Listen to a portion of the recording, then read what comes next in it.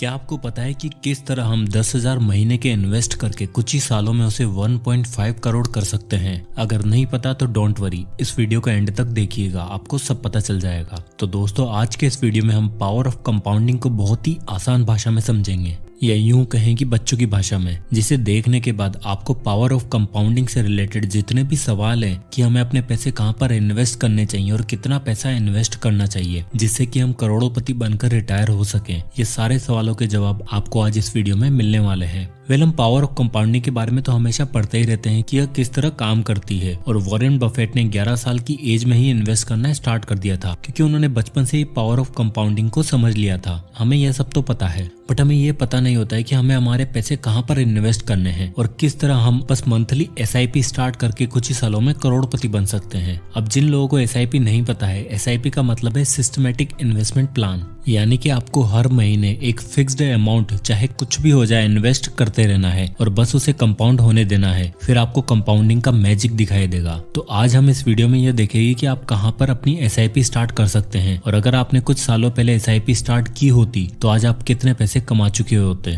और यह सब चीजें हम हवा में बातें नहीं करेंगे, हम इसे एक्चुअल डेटा से देखेंगे, लास्ट कुछ सालों के रिटर्न से देखेंगे जो कि बिल्कुल एक्यूरेट है। हमें पता है कि पावर ऑफ कंपाउंडिंग काम कैसे करती है, हमें इंटरेस्ट पर इंटरेस्ट मिलता रहता है और वो पैसे कंपाउंड होते रहते हैं। सबसे पहला सवाल लोगों के मन में ये होता है कि हमें SIP स्टार्ट कब करनी चाहिए। अगर आप जॉब करते हो तो आपकी जैसे ही सैलरी आती है तो आपको उसी वक्त अपनी SIP की इंस्टॉलमेंट की डेट रखनी चाहिए। जैसे हर महीने की 5 तारीख SIP की डेट फिक्स कर सकते हो, जिससे कि 5 तारीख को ऑटोमेटिकली पैसे आपके अकाउंट से कट जाएंगे, क्योंकि महीने के एंड में किसी के पास पैसे बचते नहीं है, इसलिए आपको महीने के स्टार्ट की डेट ही फिक्स कर देनी चाहिए। अब दूसरा सवाल आता है कि अगर हमने अपनी SIP बीच में ही छोड़ दी या उसकी इंस्टॉलमेंट नहीं भरी तो क्या होगा। अगर आप अपनी SIP की इंस्टॉलमेंट नहीं भर पाते हैं तो उसमें डरने वाली बात कोई नहीं है। ये कोई बैंक की EMI नहीं है जो नहीं भरने पर बैंक वाले आपको उठा कर ले जाएंगे, तो हमें डरना नहीं है। तीसरा सवाल, लोगों को लगता है कि अगर एक बार SIP स्टार्ट हो गई तो हमें फिर उसे बंद नहीं करवा सकते हैं। ऐसा नहीं है, आप कभी भी अपना SIP बंद करवा सकते हैं। अब इन सब के बावजूद भी लोग पैसे इन्वेस्ट क्यों नहीं करते हैं या फिर SIP कंटिन्यू क्यों नहीं रख पाते हैं, उसका सबसे मेन रीजन है वॉलेटिलिटी, क्योंकि मार्केट ऊपर नीचे होता रहता है, जिसके कारण लोग डर के मारे अपने पैसे निकाल लेते हैं। चलिए अब इसे एक एग्जांपल से समझते हैं। यह है राहुल, इसकी एज है 22 साल। इसके सारे दोस्त मौज मस्ती में और मूवीज देखने में पैसे उड़ा देते हैं क्योंकि उन्हें कोई भी फाइनेंशियल नॉलेज नहीं है। और आजकल राहुल काफी दिनों से YouTube पर वीडियो देख रहा है और उसे पावर ऑफ कंपाउंडिंग के बारे में पता चल चुका है, क्योंकि वो अपना फालतू टाइम मौज मस्ती में नहीं जबकि अपनी फाइनेंशियल नॉलेज को बढ़ाने में देता है। तो वो सोचता है कि उसे भी पावर ऑफ कंपाउंडिंग की मदद से पैसे कमाने हैं, और वो बहुत एक्साइटेड होता है और वो अपने पापा के पास जाता है और बोलता है कि पिताजी, मैंने आजकल YouTube पर वीडियोस देखे हैं जिसमें बताते हैं कि अगर आप महीने के 10,000 रुपए भी इन्वेस्ट करोगे तो कुछ ही सालों में आप करोड़पति बनकर रिटायर हो सकते हो। अब राहुल के पिताजी को खुद को फाइनेंशियल नॉलेज ही नहीं है, तो राहुल को बोलते हैं कि बेटा, ये पावर ऑफ कंपाउंडिंग कुछ नहीं होती, ये सब YouTube वाले पागल बनाते हैं, बेटा इन चक्करों में मत पड़,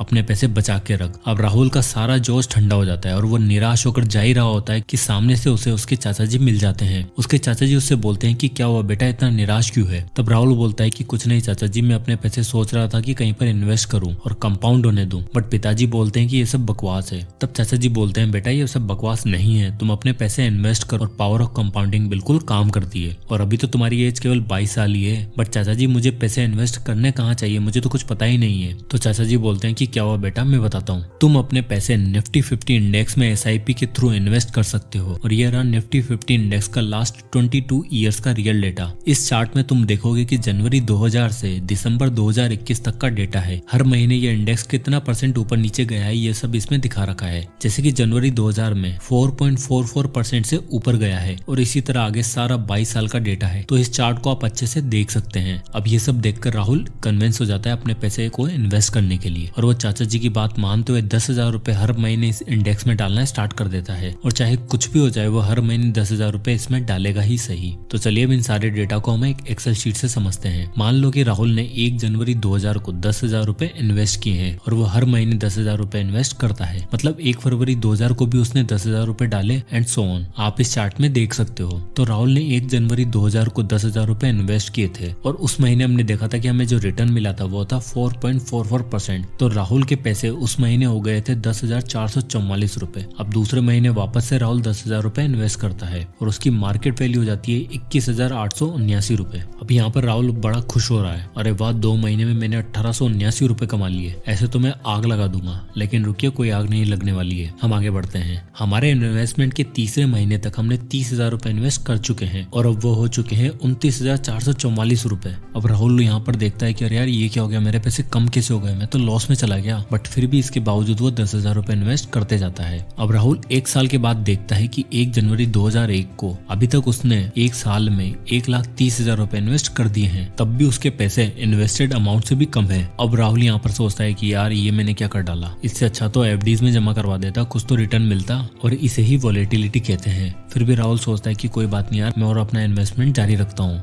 अब आप 3 साल बाद देखो कि 1 जनवरी 2003 को राहुल का इन्वेस्टमेंट ₹3,70,000 है और उसकी मार्केट वैल्यू है ₹3,31,013। अब राहुल यहाँ पर सोचता है कि यार ये क्या बेकार चीज है, मरवा दिया चाचा जी ने, तो मेरे सारे पैसे बर्बाद हो गए और अब यहाँ पर मैक्सिमम लोग पैसे निकाल लेंगे और लॉस उठा लेंगे। और अगर आप जैसे ही पैसे निकाल लेते हो तो वो एक्चुअल लॉस हो जाता है। उससे पहले तो ये सिर्फ पेपर लॉस ही था।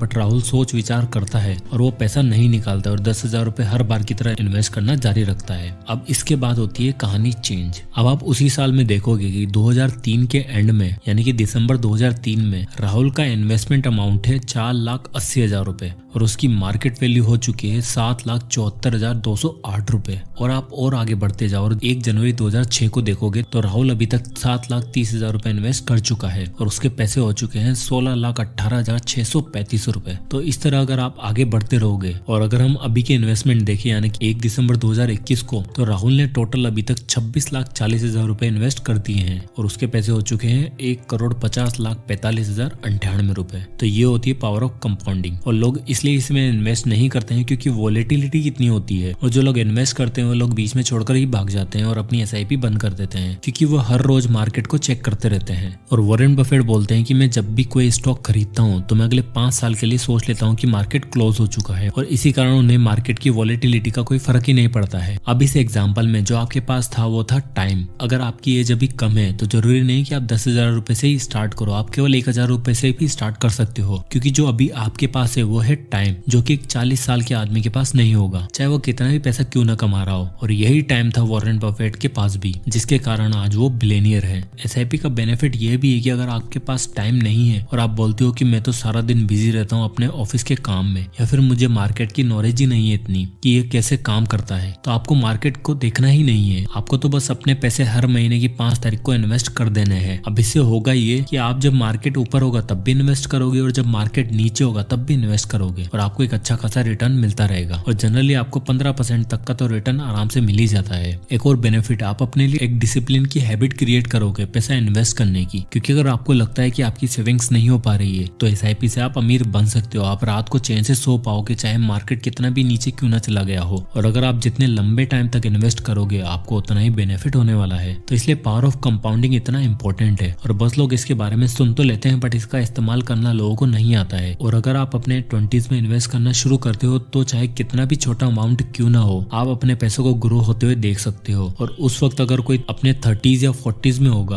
और वो आपसे ज्यादा अमाउंट भी इन्वेस्ट कर रहा होगा तब भी वो आपको बीट नहीं कर पाएगा, क्योंकि पावर ऑफ कंपाउंडिंग का मेन कंपोनेंट ही है टाइम। जिसके पास जितना ज्यादा टाइम होगा वो उतना ही अमीर होगा। तो दोस्तों आई होप कि आपको इस वीडियो का कॉन्सेप्ट समझ में आया होगा और इस वीडियो से कुछ ना कुछ सीखने को मिला होगा और आपने देखा कि किस तरह रियल लाइफ में हम अपने पैसे को ग्रो होता हुआ देख सकते हैं। बस हमें मार्केट के फ्लक्चुएशन से डरना नहीं है, क्योंकि मार्केट क्रैश और रिसेशन तो आते जाते रहते हैं, ये तो मार्केट का नेचर है। हमें तो बस हर महीने इन्वेस्ट करते जाना है और आप कुछ ही सालों में इसके मैजिक को फील कर पाओगे। सो आई होप कि वीडियो आपको पसंद आया होगा, तो इसे लाइक करें और ज्यादा से ज्यादा लोगों तक इसे शेयर करें ताकि बाकी लोगों को भी कंपाउंडिंग के बारे में पता चल सके। और अगर आप इसी तरह के वीडियोस देखना चाहते हैं तो हमारे चैनल को सब्सक्राइब करना ना भूलें। और किसी भी टॉपिक या बुक पर अगर आप वीडियो चाहते हैं तो हमें कमेंट बॉक्स में कमेंट करके जरूर बताइएगा। मैं उस पर वीडियो बनाने की पूरी कोशिश करूंगा। तो मिलते हैं नेक्स्ट वीडियो में, तब तक के लिए जय हिंद।